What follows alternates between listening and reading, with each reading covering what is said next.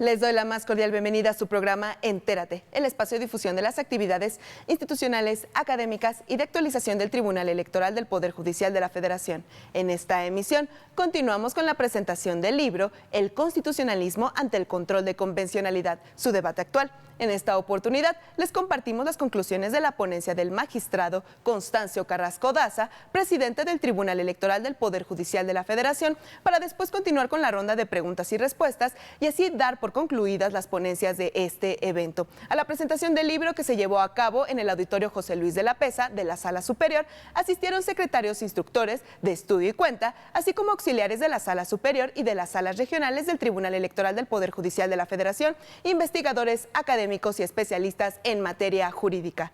Comenzamos.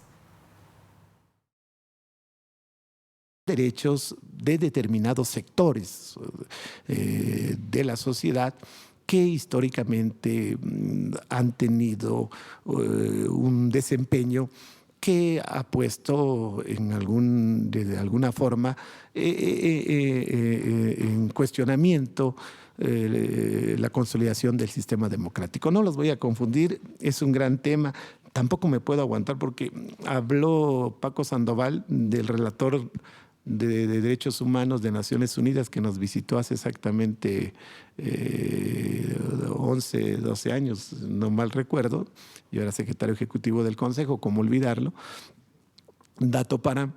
Y, por supuesto, hace 12 años la evaluación del funcionamiento del Poder Judicial, tanto en su funcionamiento orgánico como en su funcionamiento material a través de sus decisiones, pues tiene una gran distancia con lo que hoy sucede en nuestro orden jurídico. No puedo olvidar algo, déjeme contárselo, si no, de todos modos lo hago. Dato para... En el informe que rindió sobre el estado del arte en el Poder Judicial, determinó el relator que se llevó una tarea que creo que sigue pendiente en nuestro orden jurídico mexicano, lo digo respetuosamente. Le llamó poderosamente la atención, lo digo puntualmente porque así fue, que los alegatos de oídas que hacían las partes, fundamentalmente en el juicio de amparo, concretamente entre los tribunales unitarios, colegiados de circuito y por supuesto en todo el sistema, no es ajeno los tribunales estatales. Llamó la atención que los jueces, con las puertas abiertas por supuesto, pero recibían a las partes sin la asistencia de la contraparte. Y ese fue un tema que le llamó poderosamente la atención y viene reflejado en esa relatoría de cómo olvidarla. Debe estar en alguno de los 11,000 documentos que tengo en la casa de ustedes que no encuentro. Y de manera textual dijo, en una judicatura democrática, en una judicatura donde la bilateralidad de la audiencia y el derecho a alegar, esas fueron las razones o los fundamentos jurídicos, se cumpla de manera cabal frente al debido proceso, exige que el juzgador reciba a las partes con la asistencia o la notificación o el llamado a la otra parte. Y es un tema en el que seguramente todos nos queremos todavía seguir ocupando. ¿Dónde está lo valioso de su asistencia y de su paciencia y lo valioso del libro? Pues lo dijeron todos de manera muy enfática. Pues primero está en el esfuerzo que hoy hacen los magistrados federales que integramos el sistema todos del Poder Judicial de la Federación por comprometernos en la primera tarea de frente al sistema convencional, que es aprenderla. Segundo, estudiarla y tercero, aplicarla. ahí está lo valioso, necesitamos estos instrumentos. Estuve a punto de comentarle al magistrado Indalfer que qué ganas hubiéramos tenido todos los que estamos acá, que son próximos a mi edad, que por supuesto son pocos, están mucho más jóvenes, y uno que otro que me rebasa. Qué ganas nos hubiera dado que cuando nos formamos en las aulas, perdón el romanticismo, hubiéramos tenido en las bibliotecas o hubiéramos tenido en las librerías a las que acudíamos la oportunidad de haber conocido la teoría convencional, que hubiéramos hablado del bloque de constitucionalidad y del bloque de convencionalidad. Por supuesto, algunos sí lo hacían, yo me apunto entre los que no teníamos ni idea, pero me parece que la oportunidad que hoy nos da, no solo la reforma constitucional, la oportunidad que hoy nos da el reconocimiento pleno, que si como sociedad, pero fundamentalmente como jueces, no hacemos nosotros eficaces los derechos humanos, de nada valen estas charlas. Por último, déjenme decirles, no veamos el tema con tantísima preocupación o como que estamos llegando muy tarde a la adopción del sistema.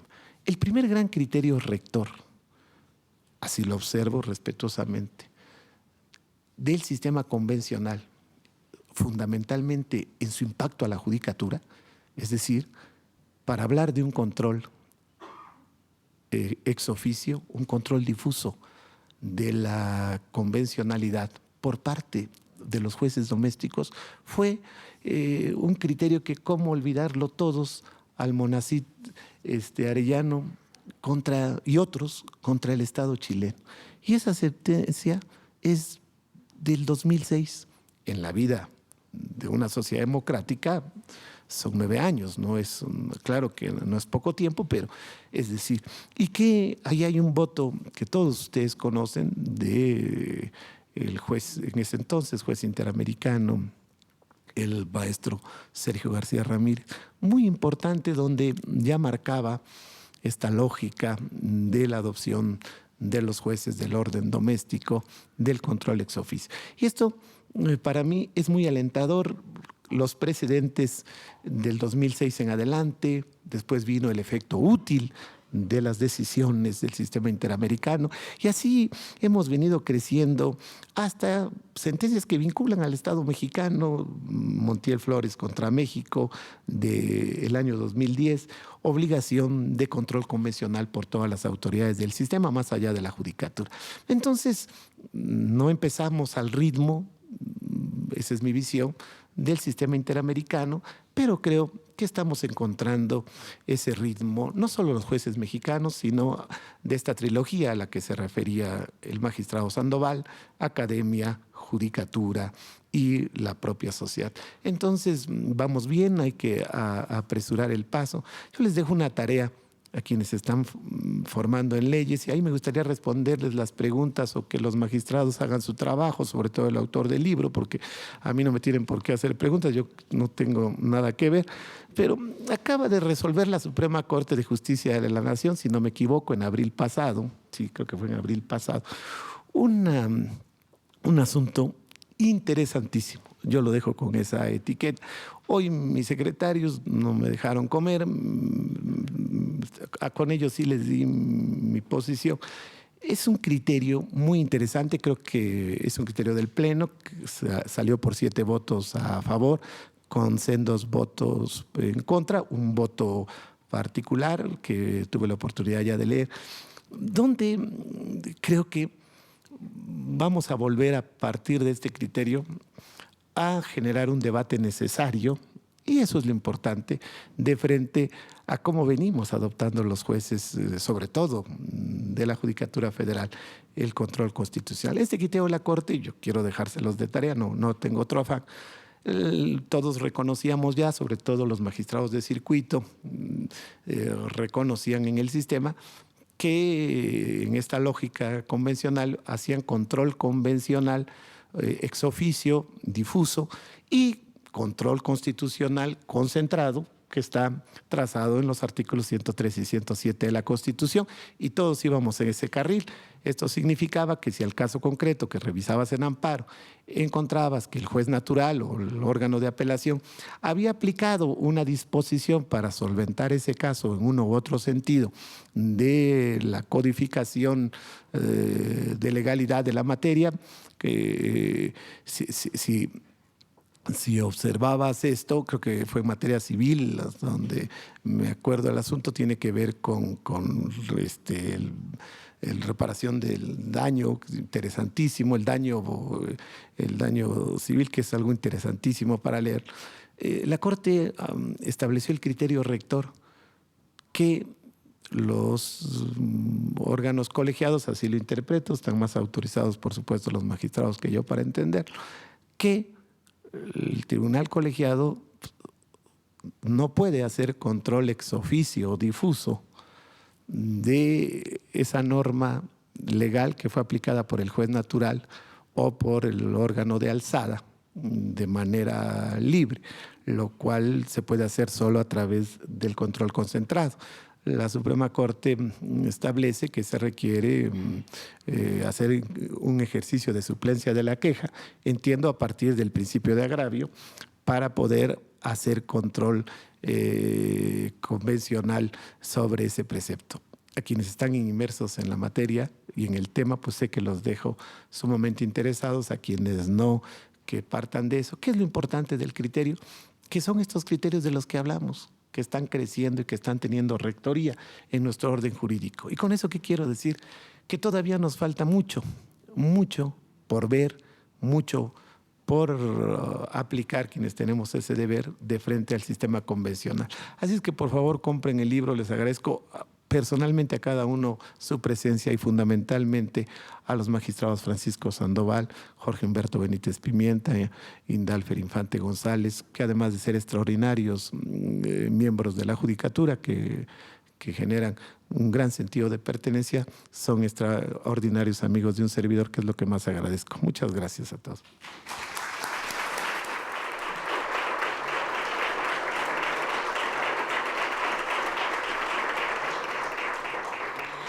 A continuación, daríamos paso a la sesión de preguntas y respuestas, si las hay en este momento. Y bueno, invitamos a todas y todos los asistentes, si las tienen, las hagan llegar en este momento, por favor.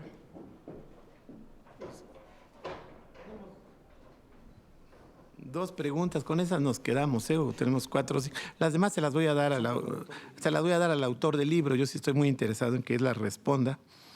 Le están preguntando al autor metodológicamente cómo se hacen compatibles, por un lado, la interpretación conforme y por otro, el test de proporcionalidad. Y cómo distinguir entre un control intenso de constitucionalidad y un control ordinario de constitucionalidad. Solo Carlos Báez podía hacer preguntas tan bien hechas y tan difíciles. Yo no sé si se la quieran contestar o le invitan un café a Carlos para podérselas responder, pero yo te dejo con este problema, Jorge Humberto.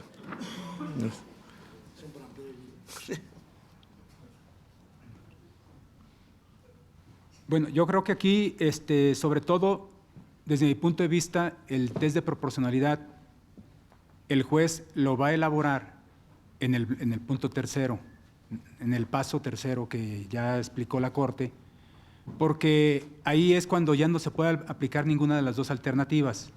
Entonces, este test de proporcionalidad lo vamos a aplicar precisamente cuando estamos en presencia de dos normas que se colisionan totalmente. O sea, no se puede aplicar aquí ningún principio de armonización, ni se puede ir a aplicar de acuerdo con las normas, traen diferente disposición y que chocan entre sí.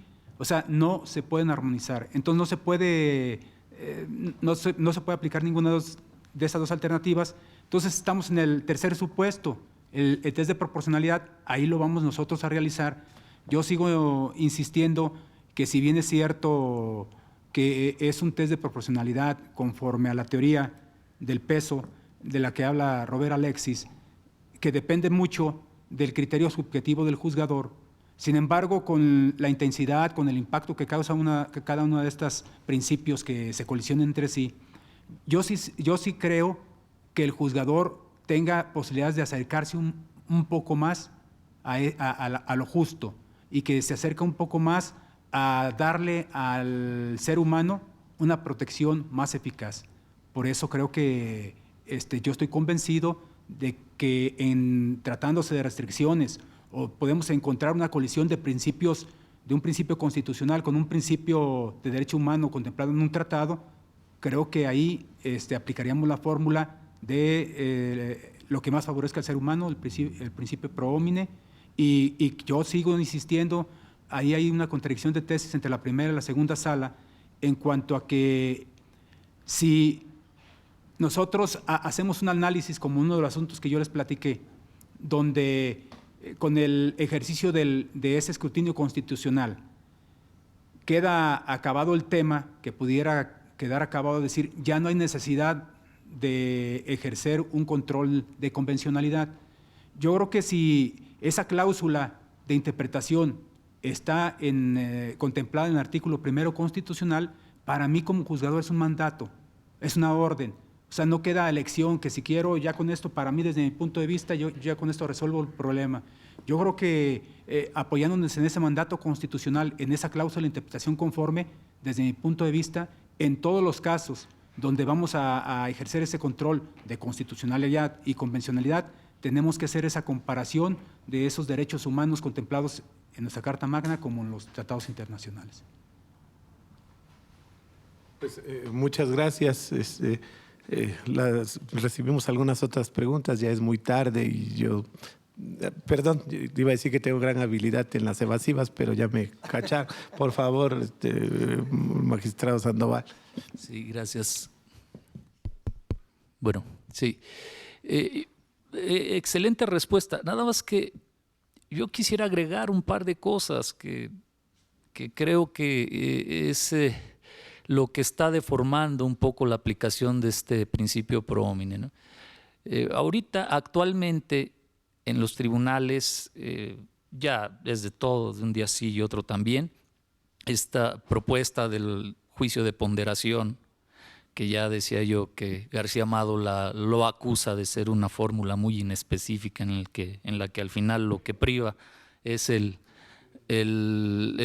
criterio subjetivo del juez, como bien advirtió el magistrado Benítez. Pero además yo creo que a Robert Alexy le faltó agregar un par de cosas a su ya conocido juicio de ponderación. Y el principio es que la colisión entre normas, primero que nada, supone que sean normas vigentes, geográfica y temporalmente. Porque ahora lo que nos están viniendo a proponer es que, oye, mira, resulta que hay una contradicción entre este código y el que está abrogado. Yo te pido que me apliques el abrogado porque es más favorable, ¿no? O mira, hay una gran contradicción entre este código y el del estado de Colima. Yo te pido que me apliques el de Colima porque es más favorable. No, creo que uno de los problemas es que Robert Alexy nunca imaginó la creatividad de los abogados mexicanos, ¿no? Pero yo creo que si la aplicación del principio pro homine descansa sobre la base de que tengamos en colisión dos normas que regulen derechos fundamentales, pero que sean geográfica y temporalmente vigentes. Porque si no, bueno, esto se vuelve la ley de la selva, ¿no? Y terminamos en una peligrosa discrecionalidad que al final no abonan a este siguiente paso que tenemos que dar en materia de protección, preservación y guarda de derechos humanos fundamentales. Perdón, era lo único. Oh, magnífico, magnífico, muchísimas gracias. Muchas gracias a todos nuevamente. Buenas noches, gracias.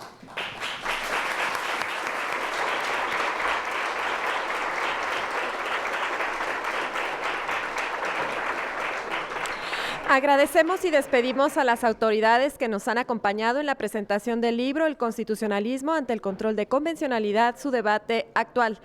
Les hacemos saber que la obra El constitucionalismo ante el control de convencionalidad, su debate actual, puede ser adquirido a la salida de este auditorio José Luis de la Peza.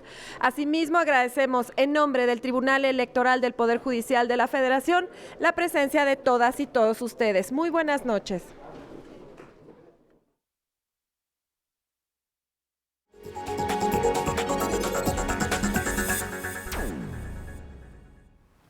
Los esperamos en una próxima emisión de Entérate, con más de lo destacado de las actividades institucionales, académicas y de actualización del Tribunal Electoral del Poder Judicial de la Federación. Agradecemos su valiosa compañía. Se despide de ustedes, Roxana Noriega. Hasta la próxima.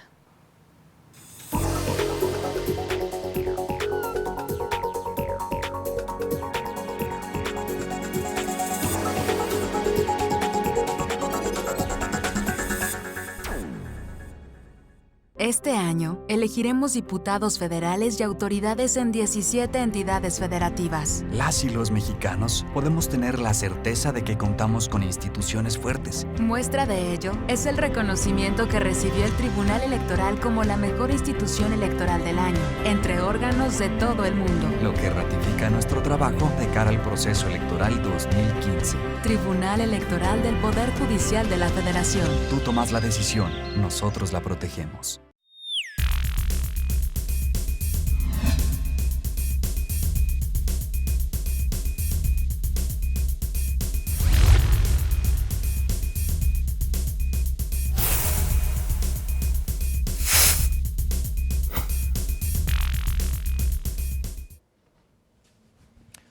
Hola, soy Rodrigo Morales, te invito a votar. Un nuevo programa del Tribunal Electoral de su plataforma de contenidos. Me acompaña en la conducción Pablo Javier Becerra. En este espacio vamos a hacer el análisis del proceso electoral con la ayuda de invitados, funcionarios electorales, analistas y académicos que nos van a ayudar a entender los avances de las etapas del proceso electoral en curso. Nuestros invitados nos van a ayudar a conocer las novedades de la reforma electoral, a identificar los retos para las instituciones y a explicarnos sobre todo por qué todos tenemos que ir a votar. Recuerda, nos vemos aquí en Plataforma Electoral, el canal de televisión por internet del Tribunal Electoral del Poder Judicial de la Federación, donde tú tienes mucho que ver.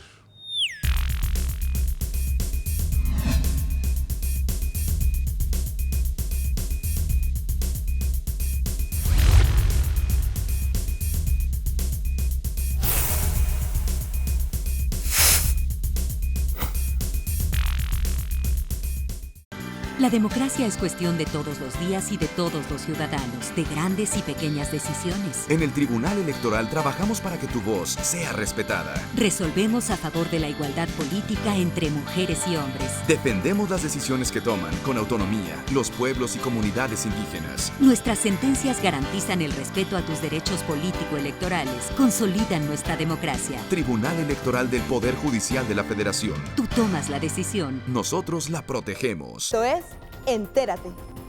Paralelamente a su trabajo jurisdiccional, el Tribunal Electoral del Poder Judicial de la Federación desarrolla una muy amplia gama de actividades de capacitación, actualización, de intercambio y de colaboración con organismos nacionales e internacionales especializados en materia electoral. Probablemente hay muchas personas que difunden los mensajes de campaña a través de Twitter, a través de Facebook. Su difusión a nivel masivo es fundamental para cumplir con el principio de transparencia y construir la ciudadanía. Soy Roxana Noriega. Acompáñanos y entérate de los eventos y actividades más destacadas impulsadas por el Tribunal Electoral del Poder Judicial de la Federación, solo aquí en Plataforma Electoral, el canal de televisión por internet del Tribunal Electoral, donde tú tienes mucho que ver.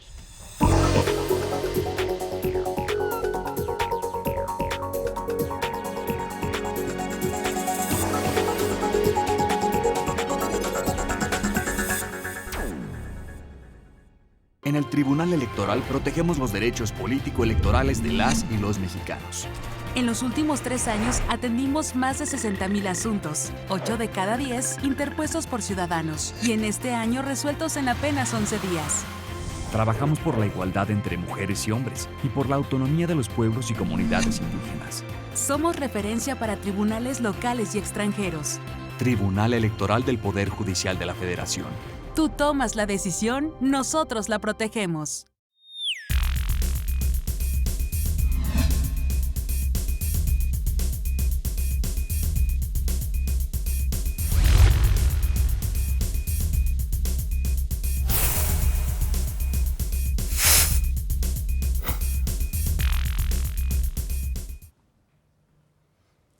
Hola, soy Rodrigo Morales. Te invito a votar el nuevo programa de contenidos del Tribunal Electoral del Poder Judicial de la Federación. Como siempre, me acompaña en la conducción Pablo Javier Becerra. En este espacio haremos el análisis del proceso electoral. Tendremos invitados, académicos, analistas y los titulares de las instituciones electorales que nos ayudarán a entender a los ciudadanos qué es lo que está ocurriendo a lo largo de las etapas de este proceso electoral. Nuestros invitados nos van a ayudar a conocer las principales novedades de la reforma electoral y explicar paso a paso todo lo que hay que hacer para ir a votar. Recuerda, solo aquí en Plataforma Electoral, el canal de televisión por internet del Tribunal Electoral del Poder Judicial de la Federación, donde tú tienes mucho que ver.